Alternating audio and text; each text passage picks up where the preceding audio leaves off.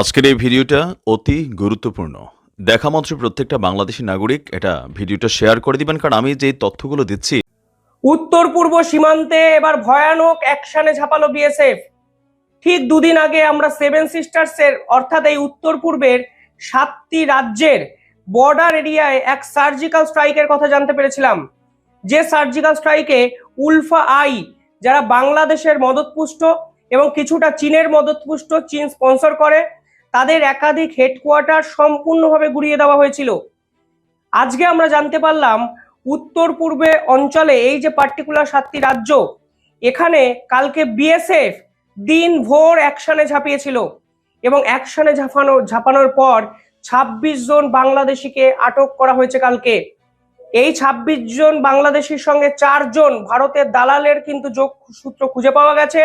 সব মিলিয়ে কালকে সেভেন সিস্টার্স অঞ্চলে ভয়ঙ্কর অ্যাকশনে ঝাঁপিয়ে ভারতের সেনাবাহিনী 30 জন অনুপ্রবেশকারীকে হাতে নাতে পাকড়াও করেছে। কেন এই খবর গুরুত্বপূর্ণ? কারণ কালকে এনআইএ এর পক্ষ থেকে আরো একটি খবর আমাদের সামনে প্রকাশ করা হয়েছে। সেই খবর যদি আপনারা পাশাপাশি রাখেন তাহলে দেখবেন কিভাবে ভারতের উত্তর পূর্বের 7টি রাজ্য অর্থাৎ সেভেন সিস্টার্সকে দিনভর অশান্ত করার পরিকল্পনা বাংলাদেশের একাধিক গ্রুপরা করলো এবং মোহাম্মদ ইউনূসের ইন্টেলিজেন্স দপ্তর এই পুরো বিষয়টিকে অ্যালাউ করলো। এনআইএর পক্ষ থেকে কি জানানো হয়েছে আমি নিঃসন্দেহে আপনাদের বলবো, তবে তার আগে বলি কালকে মেঘালয় বর্ডার, এখানে ভারতের যে জওয়ানরা আছে তারা 26 জন বাংলাদেশি অনুপ্রবেশকারীকে হাতে নাতে ধরে। তাদের সঙ্গে 4 জন ভারতের দালাল ছিল। দালাল কি কাজে ছিল এই প্রতিবেদন পুরোটা দেখলে আপনারা বুঝতে পারবেন। এবার এই খবরটি কোনো সাধারণ খবর নয়, এটা নিতান্তই কোনো অনুপ্রবেশকারী ভারতে ঢুকছে এরকম ভাববেন না যে আমার ইচ্ছা হলো না বাংলাদেশে থাকতে, আমি বর্ডার টপকে ভারতে ঢুকে গেলাম। বিষয়টা এতটা সহজ নয়, এতটা লঘু করে দেখবেন না।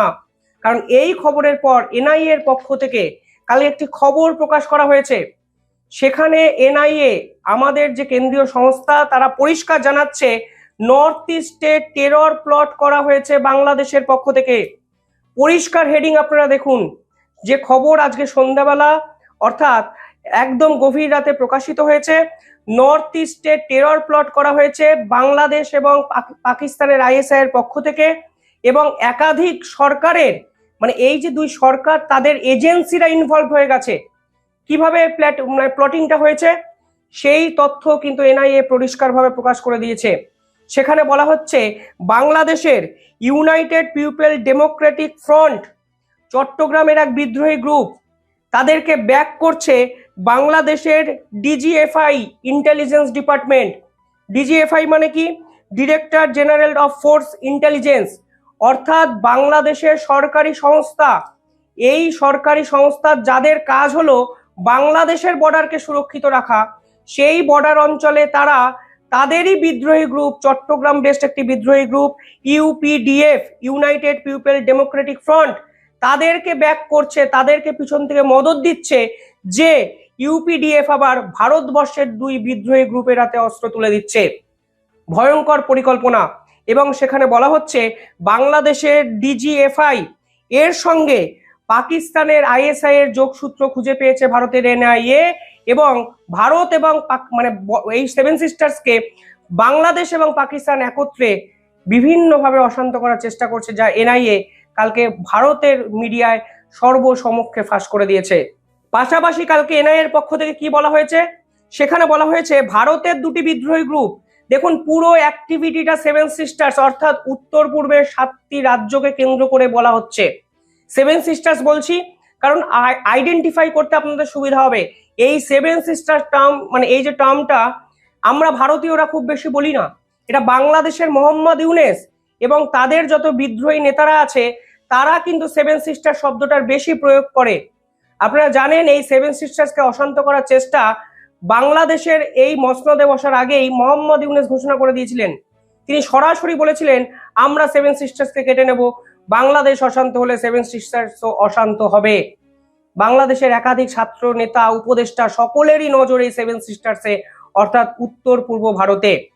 মোহাম্মদ ইউনূস দায়িত্ব নিয়ে জেল থেকে ছেড়ে দেন আনসারুল্লাহ বাংলার প্রধান নেতাকে, যিনি প্রথমেই একটি ভিডিওতে সেভেন সিস্টার্সকে বিচ্ছিন্ন করার ডাক দিয়েছিলেন।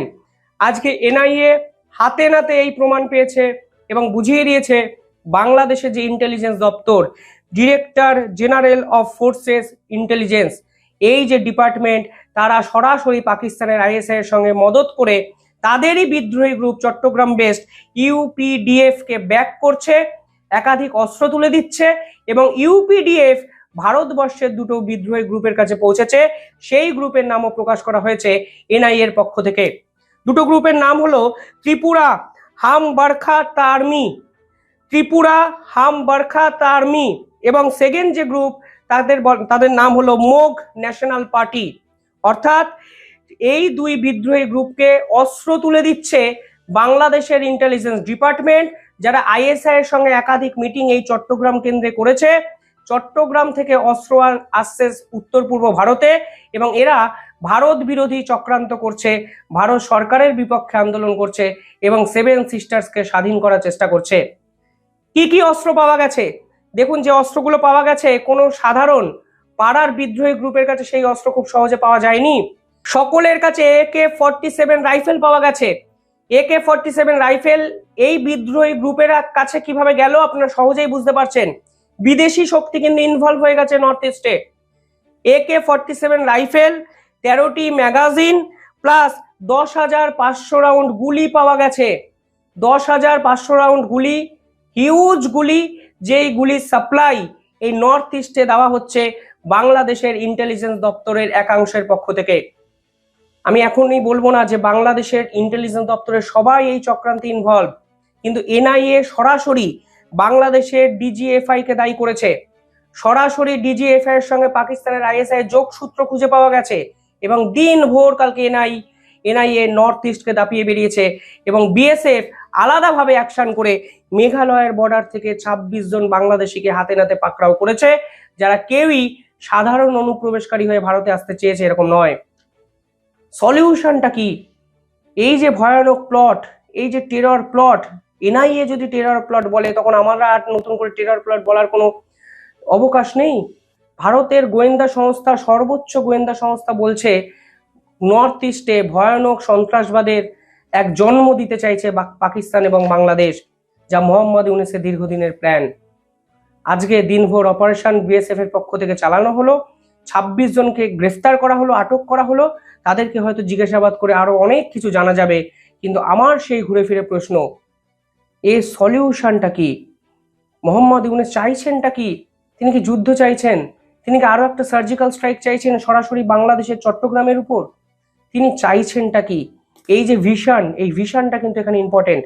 তিনি কি ভারতকে ডিস্টার্ব করতে চাইছেন এভাবে? ভারতের প্রগতি, ভারতের প্রভাব, ভারতের প্রতিপত্তি কোনো কিছুর সঙ্গে এই বাংলাদেশ মেলে না, মেলানো যায় না, তুলনা আসে না, কোনো কিছুতেই আসে না। তা সত্ত্বেও কিসের জন্য বারংবার সেভেন সিস্টার্সকে অশান্ত করার চেষ্টা করা হচ্ছে মোহাম্মদ ইউনূসের পক্ষ থেকে, সেটাই কিন্তু সব থেকে বড় প্রশ্ন। কালকে ভারতের আরো একটি জায়গায় একদম সরাসরি চলে আসুন বাংলায়, যে বাংলাদেশ যে বর্ডার, উত্তর 24 পরগনায় কালকে 17 লক্ষ টাকার রূপোকে সিজ করেছে ভারতের বিএসএফ। 17 লক্ষ টাকার রূপো অর্থাৎ গয়না এপার থেকে ওপার যেতে শুরু করেছিল। বাংলাদেশে চোরাচালানকারীরা ভারতে ঢোকার চেষ্টা করেছিলেন সোনার গয়না, রূপোর গয়না নিয়ে। বিএসএফ কিন্তু কালকে সেটাকেও হাতে নাতে পাকড়াও করেছে। অর্থাৎ সব মিলিয়ে ভারত এবং বাংলাদেশ সীমান্ত কোনো অবস্থাতেই আগের জায়গায় কিন্তু ফেরার সম্ভাবনা অবধি তৈরি করছে না। বিএসএফ গুলি চালাচ্ছে, বিএসএফ অ্যাকশন নিচ্ছে, দিন রাত বিএসএফ অতন্ত্র প্রহরীর মতো আমাদের সুরক্ষিত রাখার চেষ্টা করছে। আর ওদিক থেকে মোহাম্মদ ইউনূসের এই বিদ্রোহী গ্রুপ, এই ইন্টেলিজেন্স দপ্তর দিনের পর দিন আমাদের ভারতে অস্ত্র পাঠাচ্ছে এবং সেভেন সিস্টার্সকে অশান্ত করার পরিকল্পনা করছে, শুধুমাত্র ভারতকে অন্য একটা বিদ্রোহে এঙ্গেজ করার লক্ষ্যে। শেষটা কোথায়? আপনারা কিভাবে দেখছেন পুরো বিষয়টি কমেন্টে জানাবেন। এবং এই বিষয়টি কখনোই হালকা করে দেখার মতো জায়গায় আমরা হয়তো নেই, কারণ এনআইএ কালকে অফিসিয়ালি জানিয়ে দিয়েছে। আমি প্রত্যেকটি ডকুমেন্ট আপনাদের স্ক্রিনে দেখালাম। আপনারা চাইলে এই ডকুমেন্টগুলো নিজেরাও গুগলে গিয়ে একটু পড়াশোনা করতে পারেন, তাহলে বুঝবেন আসলে ভারতের সীমান্তে এখন কত ধরনের থ্রেট জাঁকিয়ে বসার চেষ্টা করছে। কিভাবে দেখছেন পুরো বিষয়টি কমেন্টে জানাবেন। চ্যানেলটিকে ভালো লাগলে একটু সাবস্ক্রাইব করে দেবেন, এই অনুরোধটুকু রইল।